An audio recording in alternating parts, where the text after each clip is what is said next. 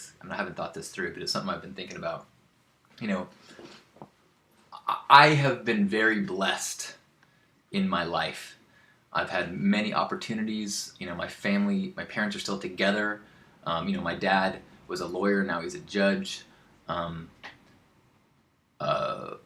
I was, you know, had good experiences growing up. I did well in school. I did well in college. I got, you know, a pretty good job. I never went into financial areas, but I've always had work, and I've always, you know, been able to, and by focusing and getting good at things, I've gotten to a place where I can actually charge, you know, a significant amount of money for my time. And it's not that I'm working any harder,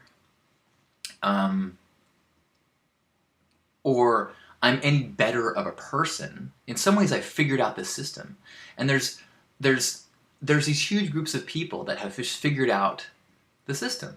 They know what game you need to play that has the biggest, the most effort for the maximum amount of financial benefit. It's like if you've read Rich Dad, Poor Dad, there is this myth that we pass on to, especially to poor people, which is that you got to pull yourself out of your bootstraps and work hard. And the harder you work, the more you make. You want to make more, you work harder. And that's just not true. I mean, there's elements of truth to that. But the way to become wealthy is not by your own labor. It is impossible. You cannot make enough money, hourly wages, even if you are a $400 an hour lawyer. You are not going to become wealthy that way. How you become wealthy is finding ways for your money to make money for you. And the system of capitalism, not capitalism, the system of banking and interest is built to push money from those who don't have it towards up to those that do. So that those that do loan money down and get interest. So they let you use it for a little while, they get it back plus more. And so that system, if you can master that game, you continue to thrive while those working very hard continue to, grow very slowly. And it's no wonder people are starting to become more and more upset as social media starts to shine a light on the world and the inequality.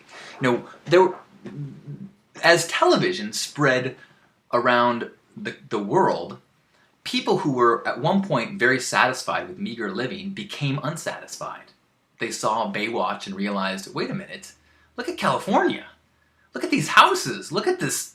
Oh my gosh, I've been just satisfied with one pair of shoes.